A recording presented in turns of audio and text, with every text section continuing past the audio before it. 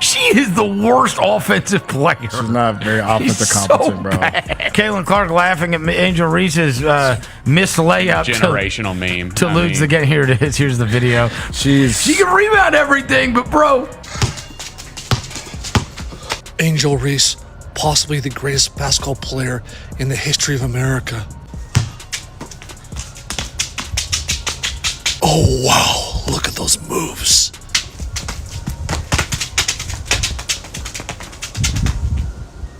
Yeah, that shot is really hard with the hoop wide open. Who's the best player in the country? I feel like I'm the best player in the country. WNBA draft.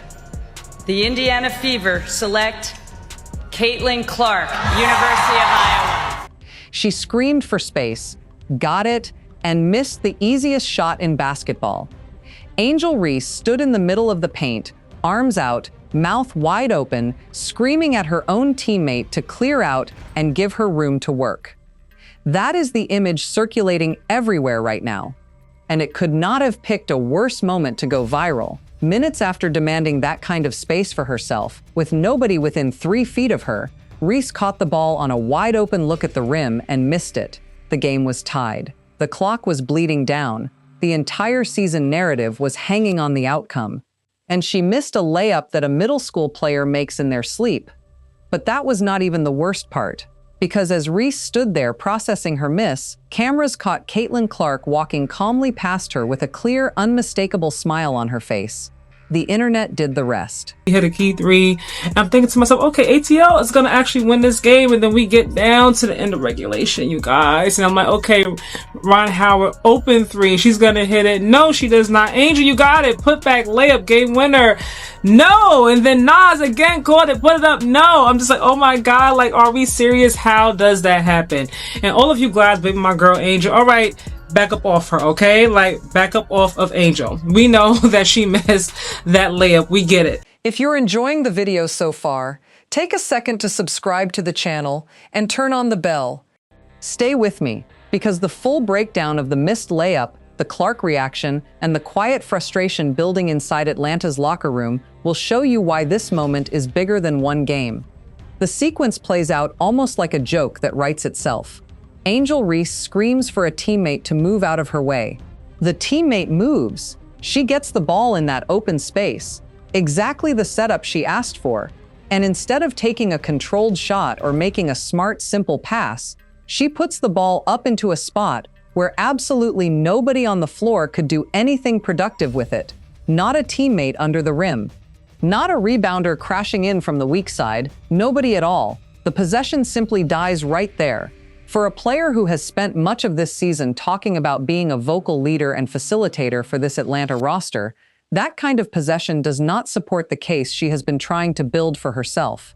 It is one thing to be demanding of your teammates when you are consistently delivering results that justify that demanding tone. It is a completely different thing when the demanding continues at the same volume, but the finishing does not reliably follow. The Dream have the ball for the last shot, game's tied, and Angel Reese has a bunny layup basically by herself, uncontested, and she cannot make that layup. She had 14 rebounds yesterday, 5 of them offensive. I'm not sure how many were off her own misses because I was at camp and got home for the end of regulation and then overtime. But her making that or missing that layup, you just knew. And she looked kind of crestfallen, and she should be because you ought to be able to make a damn layup. The moment has turned into the center of a bigger conversation about who Angel Reese actually is inside that Atlanta locker room right now. Is she the vocal, demanding leader she wants to be seen as? Or is she a player whose volume on the floor has started to outpace her production once the ball comes back to her? That question is not going away quietly. Fans generally do not mind a player being vocal on the floor. What people have a harder time accepting is a player demanding control of a possession, getting exactly what she asked for out loud, and then wasting it completely. That is the kind of repeated pattern that quietly starts changing how teammates look at a person during a timeout huddle, whether anyone actually says it out loud in a press conference or not. The frustration does not build overnight. It builds one possession at a time, one missed bunny at a time, until it eventually spills out in front of cameras for everyone watching at home to see. The most damning part of the sequence is how avoidable it was. Reese had options. She could have taken a controlled shot. She could have made a simple pass. She could have drawn contact and gone to the free throw line. Instead, she rushed, she forced, and she missed. The ball came off the rim with no one in position to grab the rebound.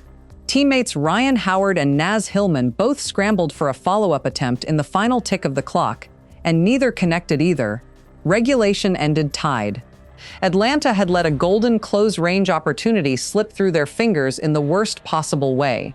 And if your best player for Atlanta could make a layup, I wouldn't have this gleeful smile that I have on my face right now. It's a layup. You're 1 foot away. Make it, please. You have a fast break layup by yourself early in the game. How you shoot fast break layups at 50? Fast break layups by yourself at 50%. I don't know. I can't explain it. But Caitlin Clark, 26 points today. The frustration on Reese's own face afterwards said everything that words did not need to say. She stood there for a second, eyes closed, clearly replaying the shot in her own head, and clearly not happy with what she saw. Missing a shot like that in front of a packed arena with an entire rivalry storyline hanging over the afternoon is not easy to shake off in a split second.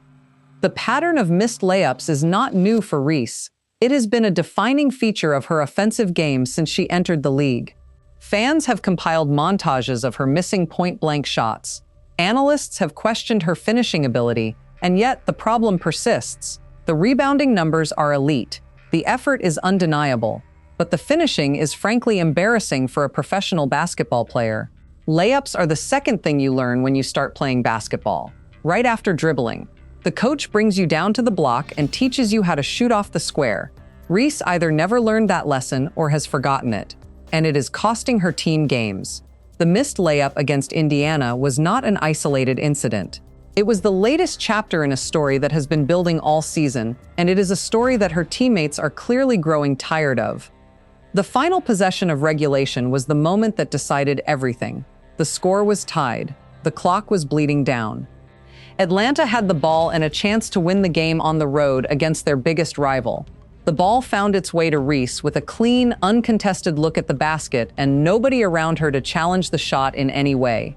This was not a contested off-balance heave thrown up under pressure from 3 defenders closing in. It was about as open as a look gets in a professional basketball game, and she missed it. The rebound came right back out live. Ryan Howard and Naz Hillman both scrambled for follow-up attempts in the final seconds, and neither connected. Regulation ended tied. The Dream had let a golden opportunity slip through their fingers. Angel Reese, in particular, her energy shifted. I thought when she got some of those easy baskets to go in the paint. Let's go back to Angel really quickly, though, because she was part of the catalyst that you saw to be able to change things around. It's been there. Like, sometimes the basket is too open. I can't believe we had to listen to that garbage the entire halftime, the entire broadcast of the game while she is blowing the easiest first grade 1-inch layups you'd ever see. And Caitlin Clark is out there hitting logo bombs in her face, dropping 26 and 9 for 12 straight games.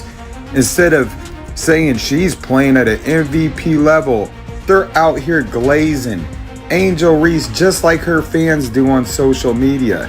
Caitlin Clark gets no love, not considered in the MVP conversation, will be the only player in WNBA history to be top 3 in points and number 1 in assists, and they're sitting here glazing Angel Reese. It's all about Olivia Miles and Paige Beckers, which her team's winning. She's breaking all the records. The overtime period that followed was almost inevitable. Indiana, having survived the scare, came out with renewed energy. Clark took control. The Fever executed. And Atlanta, still reeling from the missed opportunity, could not keep up. The game slipped away. The final score told the story. Indiana won, Atlanta lost, and the missed layup became the defining image of the entire afternoon. It was not just that Reese missed the shot. It was that she missed it after demanding the space, after getting exactly what she wanted, after the entire team had rearranged itself around her. That is the kind of moment that sticks with a team. That is the kind of moment that gets replayed in film sessions. That is the kind of moment that quietly changes how teammates view each other. Reese finished the game with 15 points, 14 rebounds, and 6 assists, her 23rd double-double of the season. On the surface, those numbers look strong, but dig one layer deeper and the picture changes fast. She shot just 5 for 16 from the field. She missed her first 6 shot attempts before halftime. She was held without a single point during the entire fourth quarter, the exact period when a team needs its front court scorer to show up. And in the 2 most important possessions of the entire afternoon, the 2 chances that could have ended the game cleanly in regulation, she came up completely empty on both, back to back. That is the real gap between the flashy headline stat line and what actually happened once the game hung in the balance. A double-double looks impressive sitting inside a highlight graphic during a broadcast. It means a whole lot less in the locker room when the player attached to it finishes scoreless during crunch time and misses the exact shot that ends up deciding the outcome. The Dream had the ball for the last shot. Game tied. Angel Reese had a bunny layup, basically by herself, uncontested, and she could not make it. Her team had to scramble for rebounds. The buzzer sounded. Overtime, and the rest is history. That is the kind of moment that defines a season. And for Atlanta, it defined their season in the worst possible way. What really set social media on fire within minutes of the final buzzer was not just the missed layup. It was what happened immediately after. As Reese stood there processing her miss, cameras caught Caitlin Clark walking calmly past her toward the Fever bench with a clear, unmistakable smile on her face. And to a lot of viewers watching live, it looked exactly like laughter directed at the entire situation. Nobody can say with total certainty what Clark was actually reacting to in that split second. She might have been laughing at something a teammate said. She might have been smiling at the crowd. She might have simply been happy that her team had survived a scare. But context matters here, and it is brutal for Atlanta no matter how you slice it.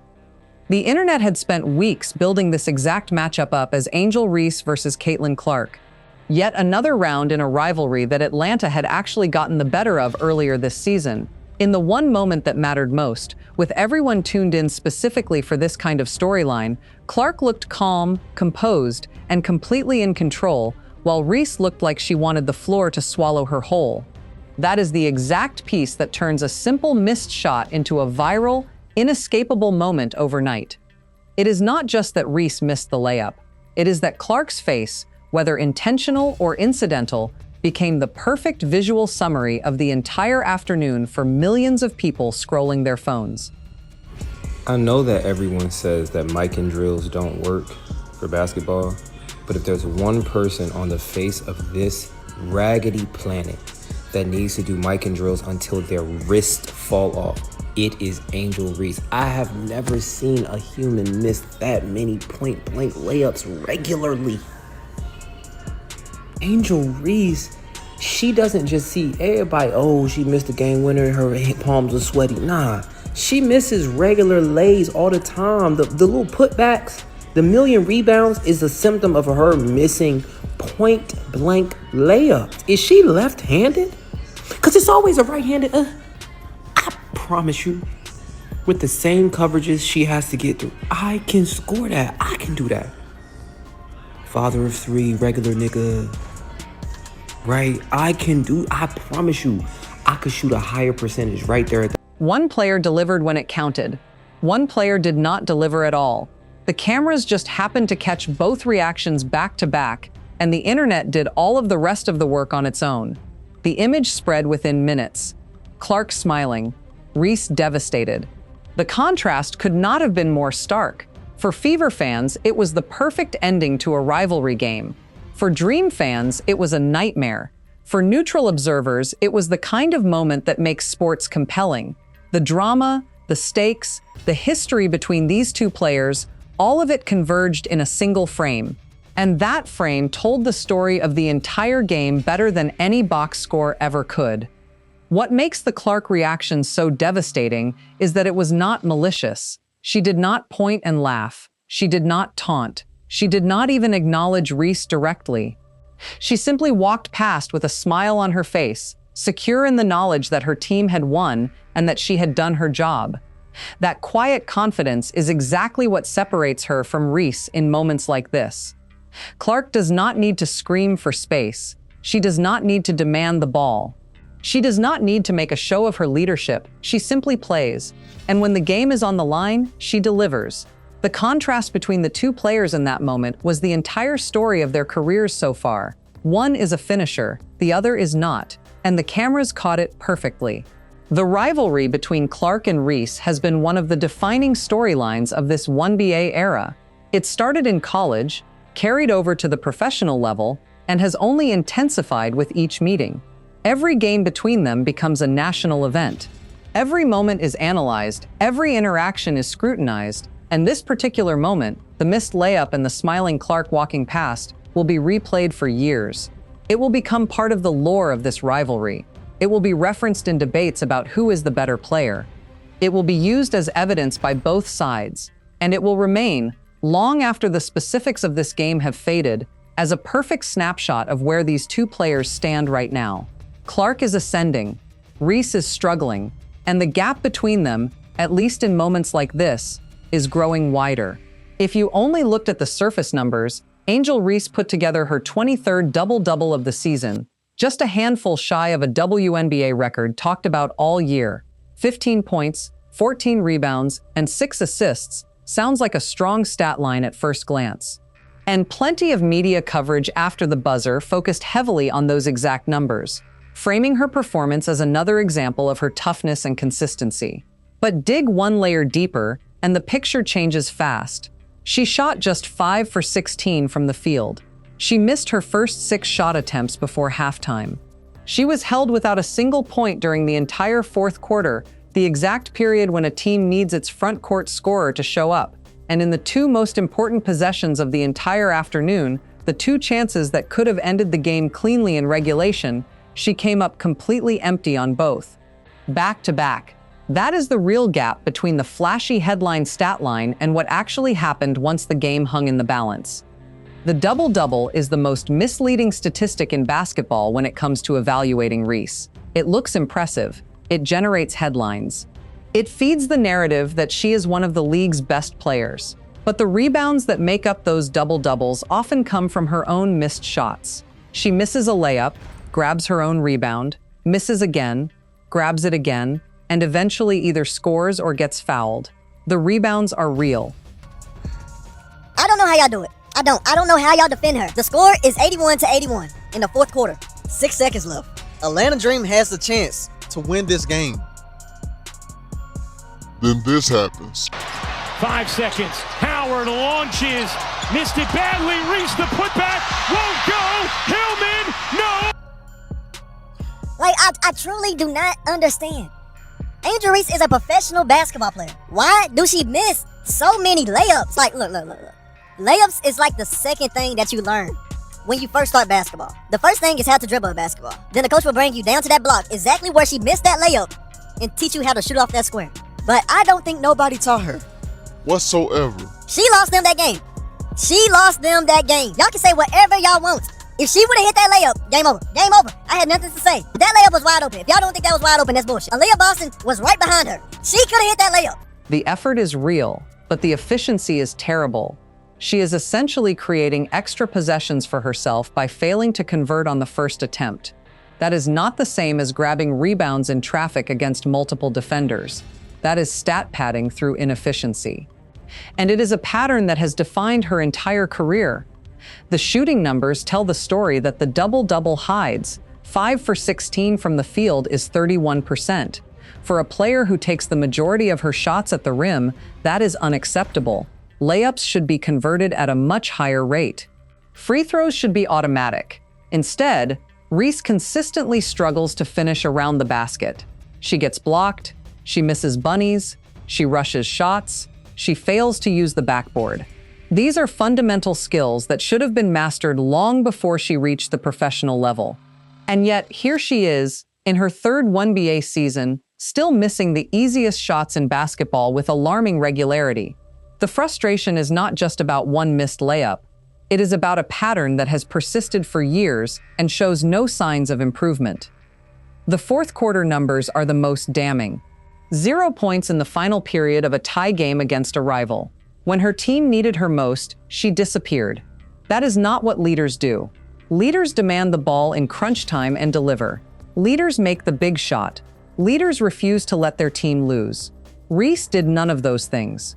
She missed the shot that would have won the game. She failed to score in the final period, and she watched as Clark, the player she is constantly compared to, calmly led her team to victory.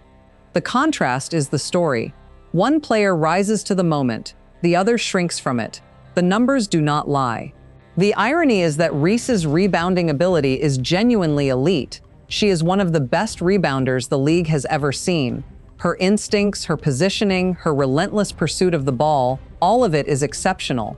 But the reason she gets so many rebounds is directly connected to her inability to finish. She misses shots, and those misses become rebound opportunities. If she converted at a higher rate, her rebound numbers would drop, but her team would score more points and win more games. The double-double is a byproduct of her inefficiency. It is not a sign of greatness. It is a sign that she cannot finish the plays she starts. And until that changes, the criticism will continue. The frustration inside Atlanta's locker room is real, even if it is not being expressed publicly in the way fans might expect. Cameras caught more than one moment where teammates seemed to exchange quick, quiet glances after another possession went nowhere. Nobody threw their hands up dramatically. Players are trained to keep their composure, but body language rarely lies completely, and the subtle reactions on that bench told their own story just as clearly as anything said afterward at the podium. The pattern is simple. Reese demands space. Teammates give it to her. She misses. The possession dies, and the cycle repeats. That kind of frustration does not build overnight. It builds one possession at a time, one missed bunny at a time, until it eventually spills out in front of cameras for everyone watching at home to see.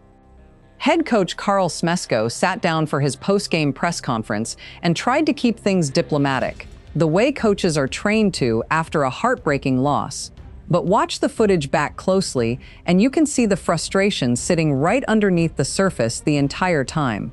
Reporters kept steering the conversation back to that final possession, and every time you could see him choosing his words carefully, almost visibly biting back a stronger reaction.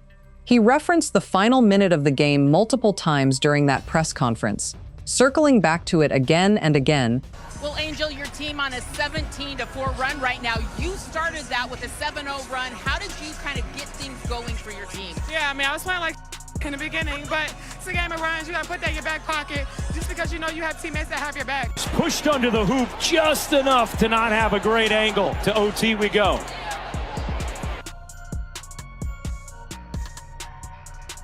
Even when reporters had moved on, almost like he could not fully let it go. When a coach keeps returning to the exact same closing stretch unprompted over and over, that usually means it is eating at him far more than his measured tone is letting on. Teammates did exactly what teammates are trained and expected to do in that situation. Alicia Gray, who put up a career-high 32 points in the losing effort, spoke to reporters afterward and defended Reese publicly, saying that it happens, that no one single person lost the game, that it was a collective team effort from start to finish. That is the correct, professional, locker room approved thing to say after a tough loss. And on the surface, it sounds like total unity. But notice carefully what is missing from that quote. Nobody flatly denied that Reese's miss was the single biggest moment of the entire game. Nobody said the loss had nothing to do with her specifically. The defense offered up afterward was carefully worded to protect a teammate publicly without actually rewriting what everyone sitting inside that building had just watched happen with their own eyes. The disconnect is growing. Reese wants to be viewed as a vocal leader, someone who talks constantly, directs traffic, and holds teammates accountable in real time. There is nothing wrong with that instinct on its own. Plenty of great players around the league are loud and demanding of their teammates during high-pressure games. The issue becomes a real problem when the results do not consistently back up the volume. She has openly admitted to playing poorly in stretches this season, even saying at halftime of this very game that she felt she had started rough and needed to fix things quickly. Fans, and reportedly some voices inside the locker room itself, have started connecting the dots between a player who commands space constantly on the floor and a player who does not always convert once that space is handed to her. That specific combination is exactly the kind of thing that quietly erodes trust inside a team over the course of a long season. It is one thing to be demanding of your teammates when you are consistently delivering results that clearly justify that demanding tone. It is a completely different thing when the demanding continues at the same volume, but the finishing does not reliably follow game after game, especially in the exact moments that end up deciding whether the team wins or loses. Atlanta had actually beaten Indiana comfortably in their earlier meeting this season, with Reese playing a genuinely strong, efficient role in that win. This time around, with the spotlight significantly bigger and the stakes noticeably higher because of the growing rivalry narrative, she came up short exactly when it mattered most. And Clark simply did not. Well, I mean, I think we're playing pretty well right now.